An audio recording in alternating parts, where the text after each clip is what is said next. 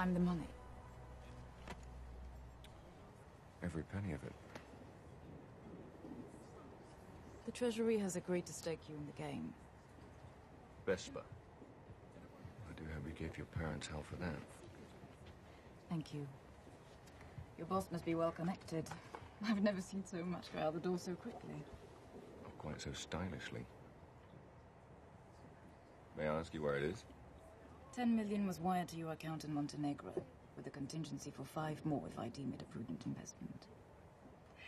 I suppose you've given some thought to the notion that if you lose, our government will have directly financed terrorism. What looks good?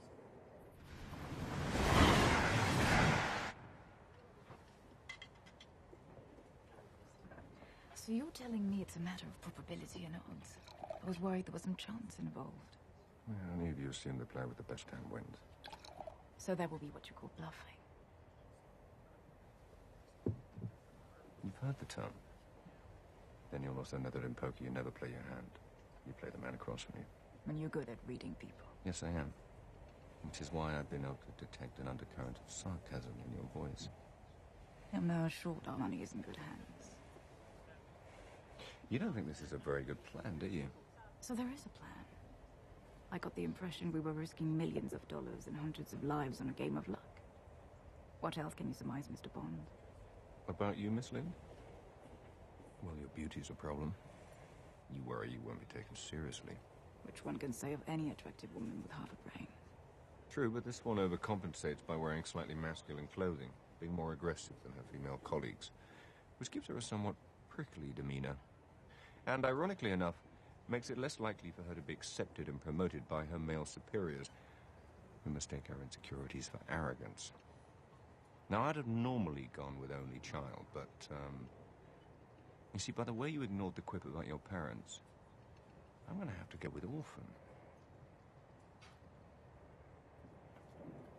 All right. By the cut of your suit, you went to Oxford or wherever. And actually think human beings dress like that. But you wear it with such disdain. My guess is you didn't come from money. And your school friends never let you forget it. Which means you were at that school by the grace of someone else's charity. Hence the chip on your shoulder. And since your first thought about me ran to orphan, that's what I'd say you are. Well, you are. I like this poker thing.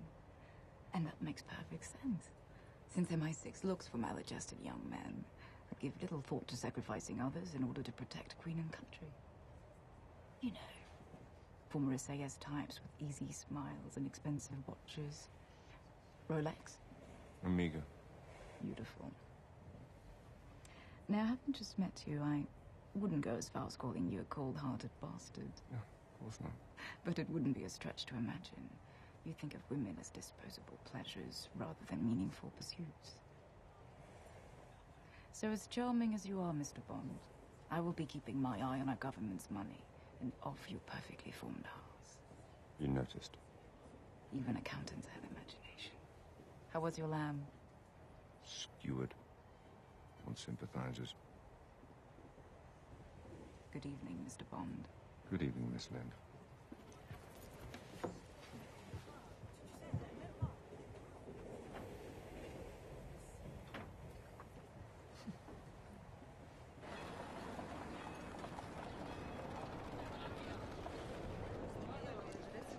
Hotel Londita. That's right.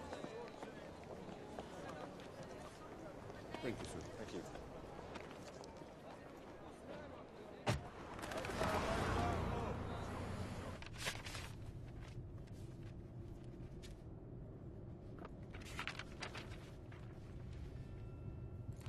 It's just last-minute details. Apparently we're very much in love. Do you usually leave it to porters to tell you this sort of thing? Only when the romance has been necessarily brief.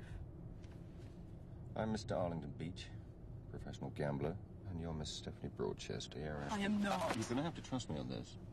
Oh, no, I don't. We've been involved for quite a while. Hence the shared suite.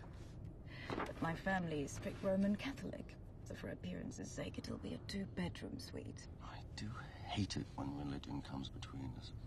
Religion and a securely locked door. Am I going to have a problem with you, Bond? No, don't worry. You're not my type. Smart?